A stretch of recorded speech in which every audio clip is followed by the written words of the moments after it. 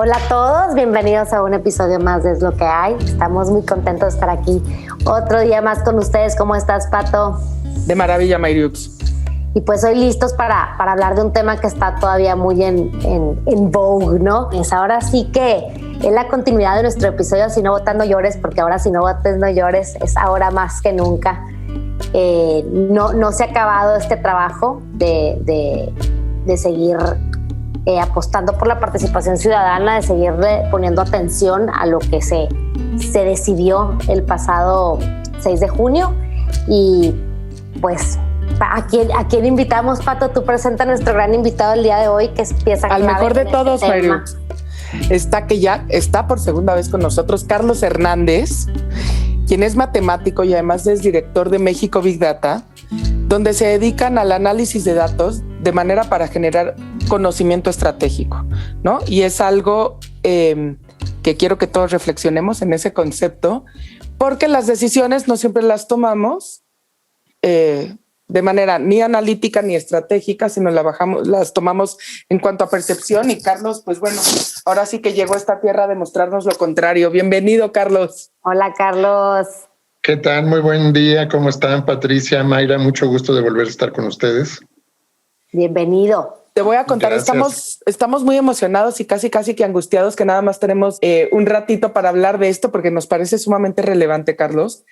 Pero contigo hace varios meses, yo creo que 6 probablemente, hablamos de la importancia de salir a votar, ¿no? O sea, cómo una democracia sana necesita el voto y cómo México, que es una democracia joven, pues no necesariamente, digamos, tenemos los mejores números en cuanto a porcentaje de la población que vota, ¿no? Y un poco basados en esta premisa, queremos oír de ti, si es que ya hay, o cuál es la gran conclusión del 6 de junio, digamos, y sé que es muy complicado, pero ¿y qué necesitaríamos hacer? En torno al tema de la abstención, yo creo que hay una conclusión, pues vamos a decir, agridulce, ¿no? Yo creo que la parte buena es que desde hace meses el tema está en la conciencia de muchos ciudadanos. Una buena parte se involucró ya fuera formal o informalmente en organizaciones pues, que trataron de promover la importancia del voto. Pero por otro lado, cuando uno analiza los resultados cuantitativamente, pues quizás no pudimos avanzar lo suficiente para alcanzar el objetivo que nos habíamos planteado, que era pues de recuperar el equilibrio democrático en este país, ¿no? Las razones son diversas. Fue una elección muy compleja porque, a diferencia de las otras elecciones intermedias, es decir, las que suceden entre elecciones presidenciales, que normalmente lo que ocurre es que se renuevan las diputaciones federales y los congresos locales. Ahora también se sumó la elección de 15 gobernadores, es decir, casi en la mitad del país hubo elecciones de gobernadores. Entonces, la composición de lo que sucede a nivel federal, es decir, a la elección de los diputados que representan a las entidades en la Cámara de Diputados, que es la que pasa las leyes, vamos a decir, se complica un poco porque también está y con razón, el interés local está puesto en quién va a ser el nuevo gobernador o quién va a ser el nuevo presidente normal de las plazas. Entonces, la comparación con las elecciones intermedias anteriores no es tan directa, ¿no? O sea, no es porque en la elección intermedia anterior no hubo elecciones de gobernadores, simplemente fue la renovación de la Cámara de Diputados y los congresos locales. Bueno, con respecto a la elección intermedia pasada, los datos sí son buenos porque la abstención bajó 5 puntos porcentuales con respecto a la lista nominal. La lista nominal es el universo de todos los ciudadanos que pueden votar. Sí, somos 130 millones de mexicanos. ¿Cuántos podíamos votar en esta elección?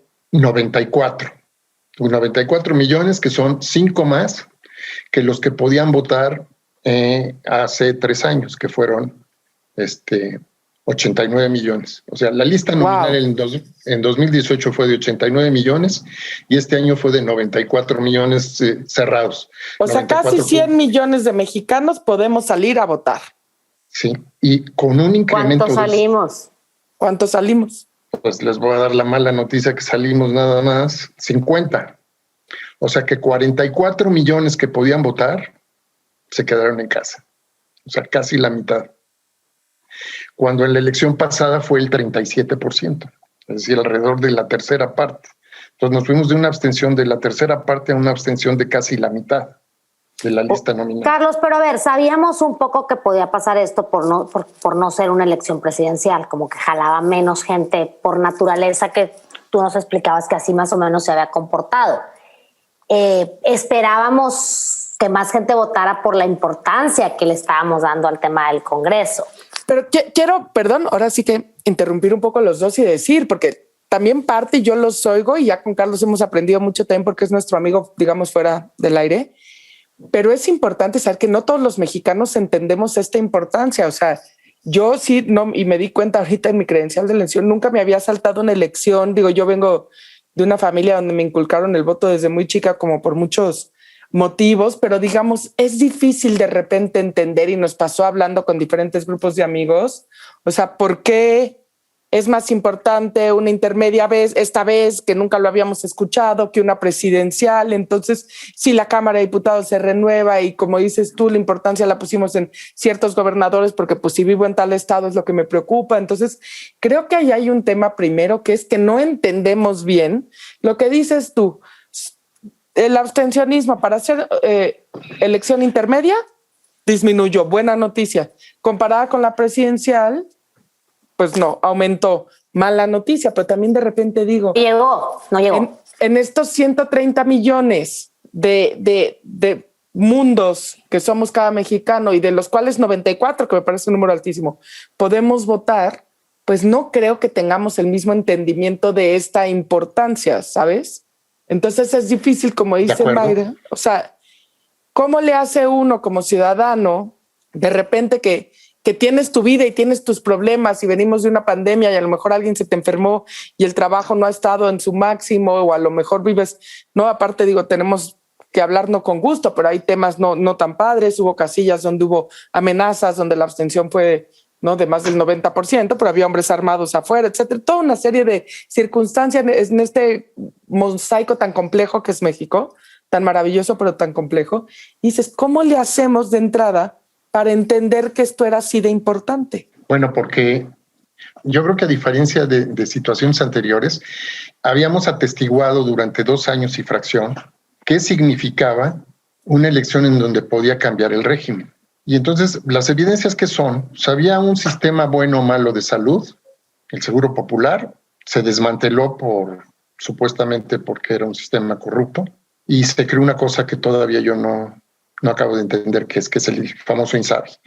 En la vida de los ciudadanos eso representó que la gente que tenía su seguro popular y tenía asegurado el llegar a la clínica y el tener una historia médica y de que hubiera un tratamiento y más o menos de una manera ordenada pudiera seguir sus tratamientos, pues eso de la noche a la mañana desapareció. Se desaparecieron las estancias infantiles, se desaparecieron los programas de apoyo a las mujeres maltratadas.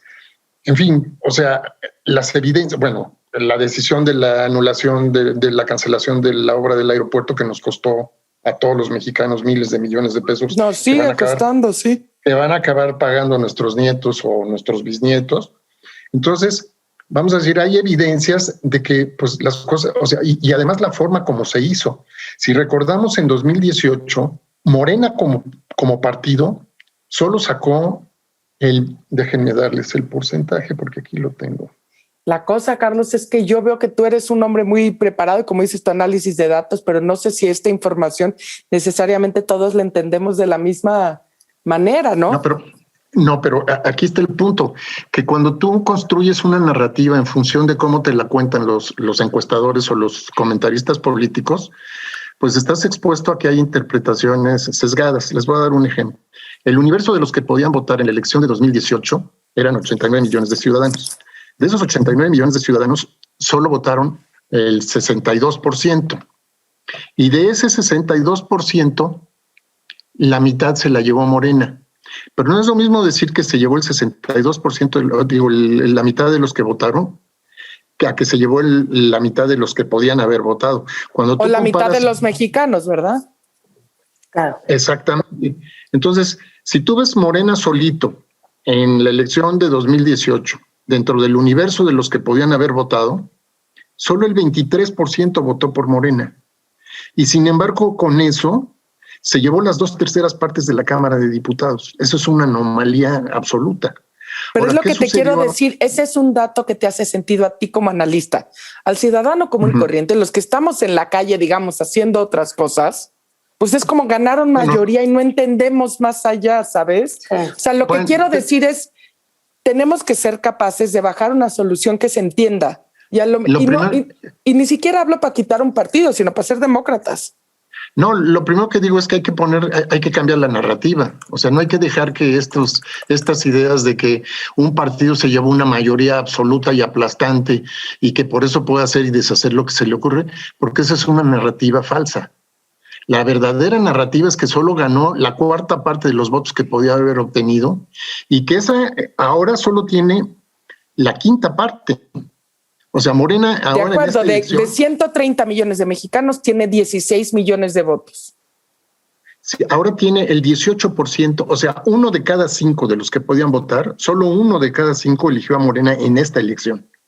Entonces, yo te quiero preguntar algo, porque te digo que nuestra labor es como hablarle a la gente que no tiene tanto, o sea, tu información es la más valiosa, digamos, porque va a generar un discurso que tenemos que aterrizar. Y mi pregunta es, la manera de aterrizarlo es como mandar este mensaje clave.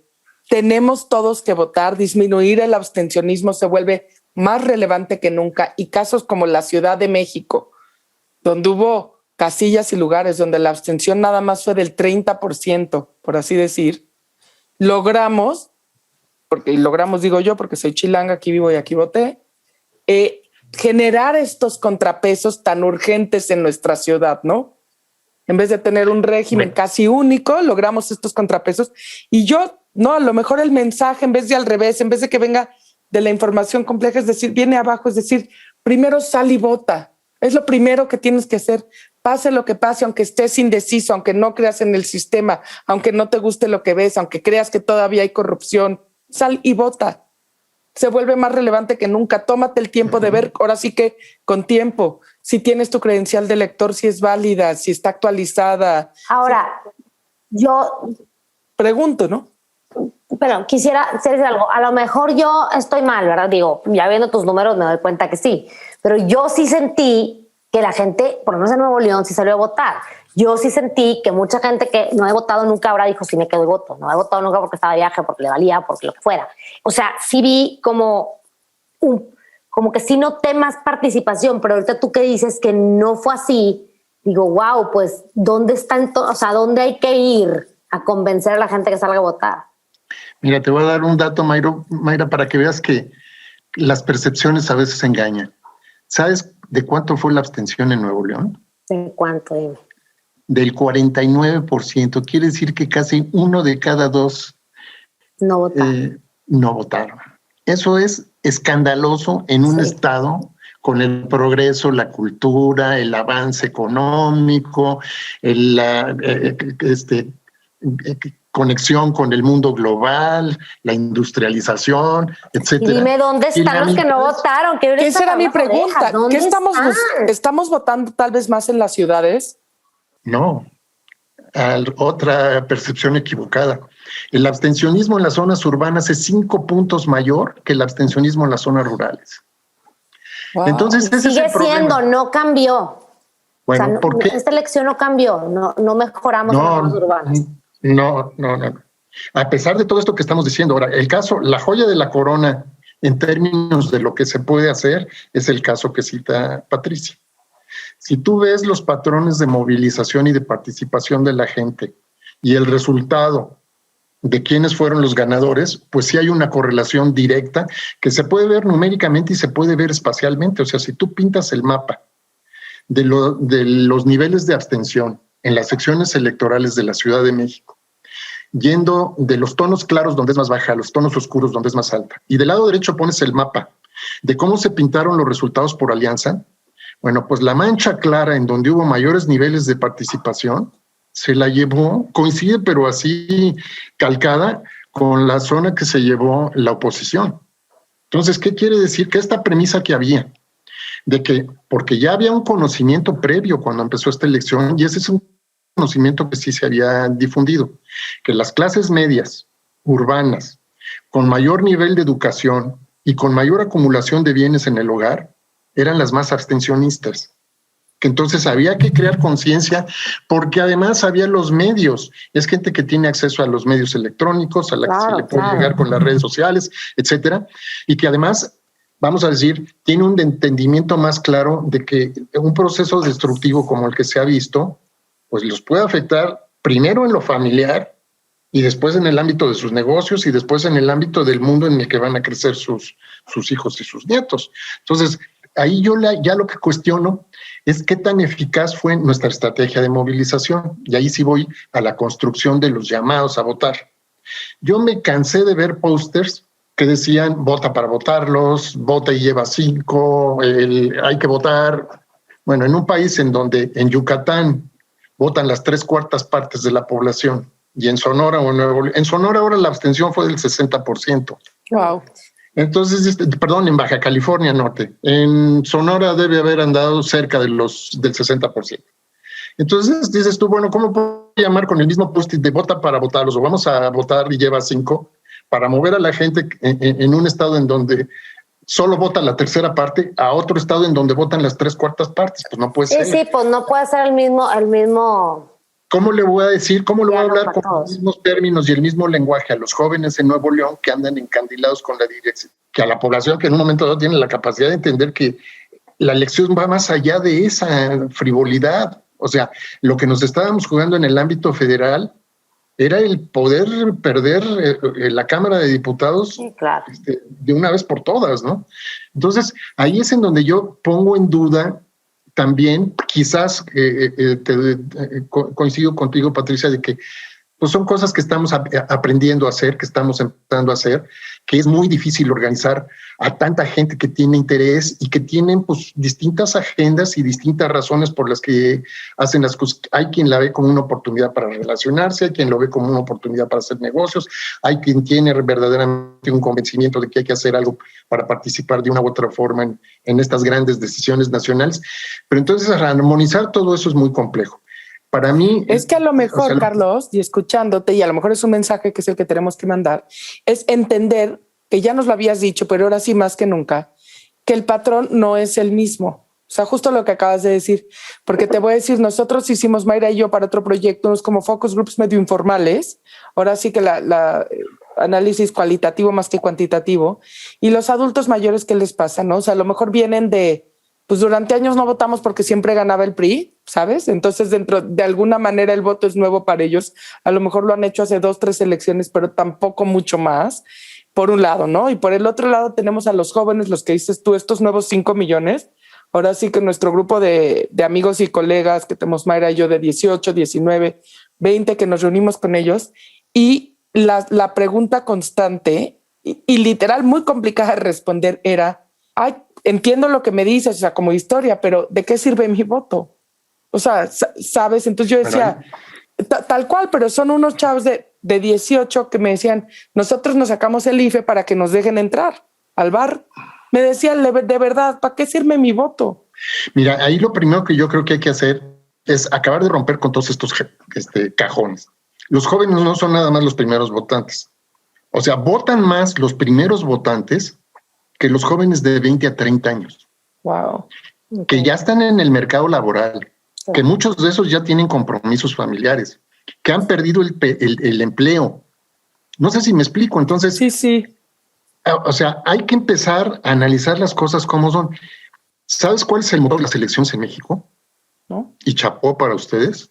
Las mujeres de 30 a 65 años de edad alcanzan tasas del 70% de participación. Son un ejemplo para la sociedad. ¿Quién resalta eso? ¿Quién aprovecha eso? No hay campañas dirigidas a las mujeres, empecemos por ahí. Porque no se sabe. Entonces yo eso es a lo que me refiero del conocimiento estratégico. Debemos de dejar, o sea, nuestra fuente de conocimiento no pueden ser las interpretaciones interesadas de los foros estos que vemos en televisión o estos donde juntan a encuestadores con comentaristas políticos, con representantes de los partidos políticos. que todos tienen una agenda particular y tratan de empujar esa agenda, a simplemente poner los números a la vista de la gente, como se los estoy poniendo yo. O sea, los jóvenes entre 20 y 30 años en este país se abstienen más que los primeros votantes. Wow. Esos que sacaron la credencial solo para ir al... Entonces es increíble. Sí van y votan hasta por novedad, pero los segundos ya no. Eso sí se están jugando el futuro. Y luego, ¿qué pasa? O sea, cuando tú ves la curva, es una curva así. Ok. Y luego se cae. ¿Por qué? Porque los adultos muy mayores ya no pueden ir a votar. Ya no pueden. Sí. Okay. Entonces, realmente el motor de las elecciones, primero, la mujer es el 52% de la lista nominal. O sea, lleva 4 puntos porcentuales de ventaja a los hombres, 52%. Te digo que en los grupos entre 30 y 65 años de edad alcanzan tasas de participación de casi el 70%. Y nomás piensen qué vieron en la casilla.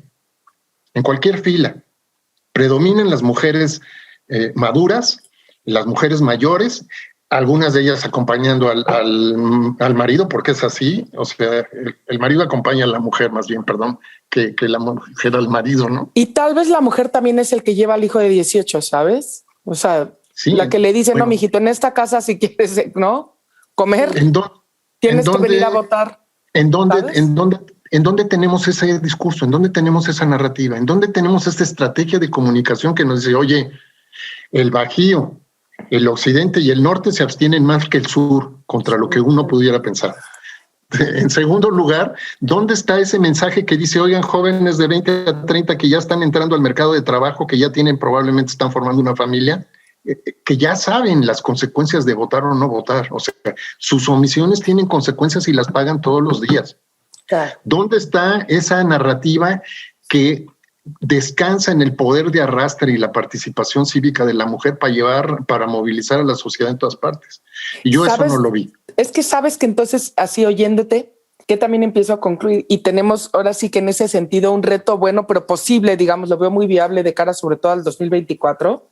Digo, por decir, faltan muchas más, ¿no? O sea, no, siempre hablamos de la elección como si fuera la última, ¿no? Hay alguien por ahí que sí sabe que este conocimiento estratégico funciona y la narrativa ha sido cambiada utilizando 2-3 puntos convenientes, como tú dices tú, la falsa mayoría del partido en el poder, ¿no? Sí.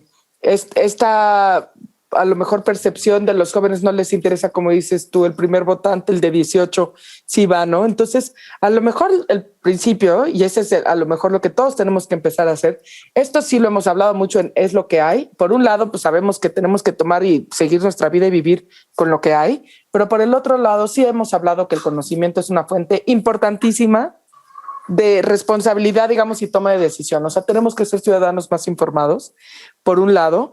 Sé que, digo, y lo pondremos en nuestras redes también, que México Big Data ahí tiene redes, pero tenemos que tener fuentes de información, muy importante. Y 2, es, como bien dices tú, a lo mejor la cúpula del poder, o sea, llámese los empresarios, la gente que realmente puede cambiar el destino de una ciudadanía a través de la participación.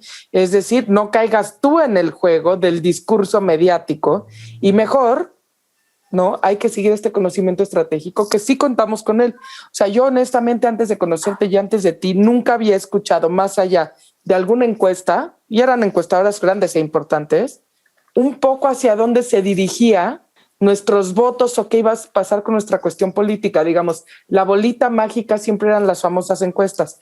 Me quedo impresionada de ver las metodologías. Son metodologías que no pasarían, digamos, ningún examen de estadística. Están hechas fatal, eso cuando tienen metodología.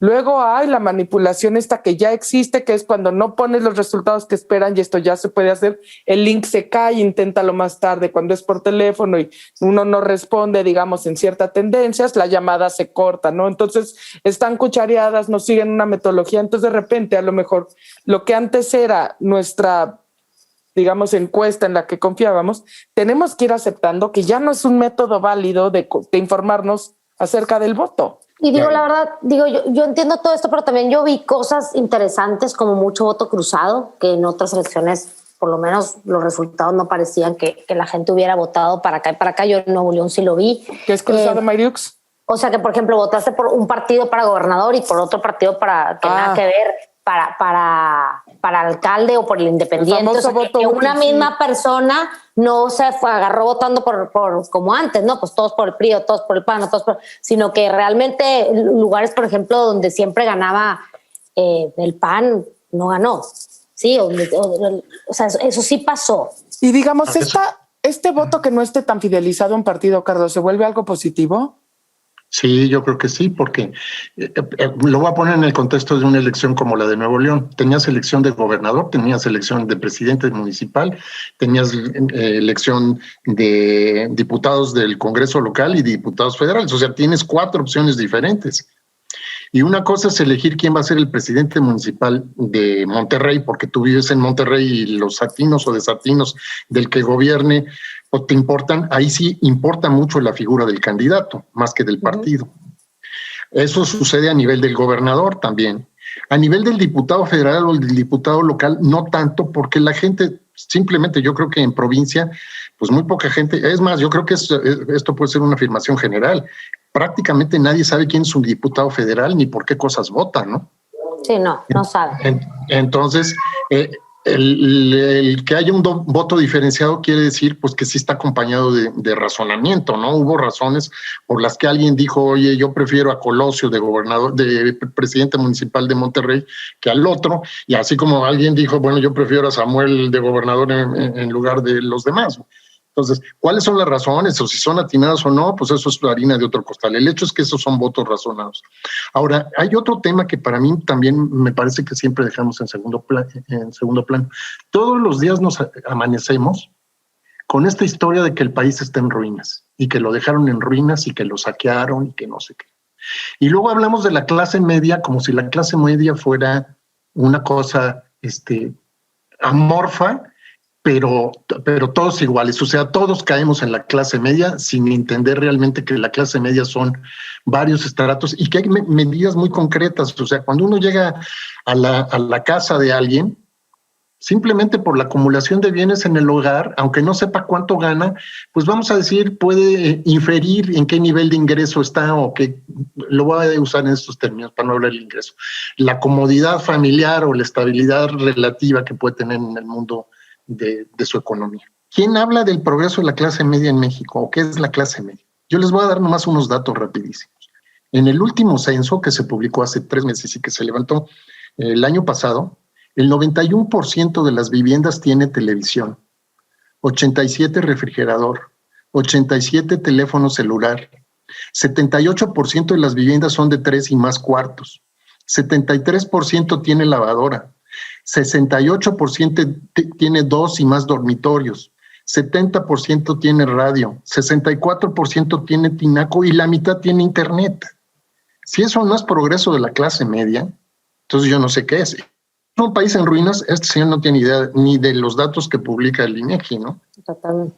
No, pues le cortó el presupuesto también, pues es que, para que no los publique. La mitad del país estamos en ahora, nada más para ver, ahora sí vamos por niveles. 47% de las viviendas tienen microondas, 46% automóvil, 43% de las viviendas de este país, que son 32 millones de viviendas, tienen televisión de paga. Y así te sigues, quien tiene computadora personal, cisterna, servicios de streaming, consola de videojuegos, y puedes caracterizar a la clase media alta. Entonces hay medidas objetivas para ver que toda la clase media no es igual, que hay un segmento, el segmento del sector popular, pues que sí tiene, vamos a decir, los primeros bienes, pero no llega a los segundos. Luego hay una clase intermedia, de la clase media, valga la redundancia, que tiene, además de esos básicos que me refería, del televisor, el refrigerador, etcétera, pues ya tiene quizás tinaco en su casa y ya tiene acceso a internet, etcétera, ¿no? Y por último están los que tienen todo, que ese es un segmento, vamos a decir, que en términos proporcionales, el primero, el popular, y el último, el de clase media alta, son los que representan menor porcentaje del total. Esa inmensa mayoría que está en la mitad es la clase media mexicana, que ya por ese tipo de bienes podemos decir, pues estos son de media alta y estos son de media baja, ¿no? Entonces no es una cosa amorfa tampoco. Entonces, lo que yo creo que la gente tiene que tener conciencia de pues que todo lo que hemos acumulado como sociedad a lo largo de estos años es producto de nuestro trabajo, no nos lo regaló nadie, ni fuimos a hacer que nos dieran una beca o una una ayuda, ¿no? Es el producto del trabajo familiar y que eso hay que defenderlo. Entonces, hay que cambiar totalmente esta narrativa de que este es un país pobre y miserable y que todos, o sea, todo es el modelo de la carreta y del trapiche, porque este país no es así. Para mí, mi gran conclusión de escucharte y del episodio de hoy es: tenemos que literal cambiar totalmente cómo estamos viendo el tema de la participación ciudadana en nuestro país. O sea, hay que darle un giro de 180 grados. No podemos seguir con lo que te decía yo, los mitos de antes, ¿no? Y de decir, pero ¿para qué voto? Y si mi voto y quién no vota no sé quién, y nada más votan más en la ciudad. O sea, todo lo que nos dijiste, básicamente nos tumbaste todos los mitos, el 80% de las creencias que teníamos. Lo cual, a mí mi gran conclusión y lo que me lleva a concluir es: las personas, todos los mexicanos tenemos la responsabilidad de buenos ciudadanos. Lo que pasa es que hay personas que tienen más injerencia que otros en, digamos, en poder distribuir el conocimiento. Me parece urgente que conozcan, sepan e implementen soluciones guiadas por el conocimiento estratégico, ¿no?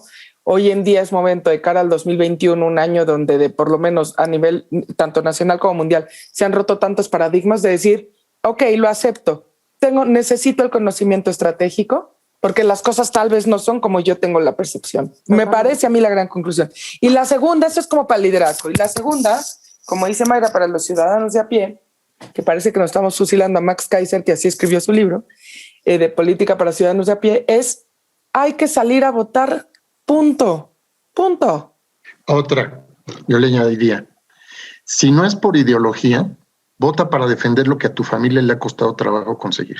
Oye, yo nomás les comento una anécdota que pasó aquí en Chihuahua. Fue como de mandar fotos para decir, cuando estaba muy parejeando mucho la elección con el candidato de Morena y el PAN de Maru Campos, la comunidad menonita salió a votar toda.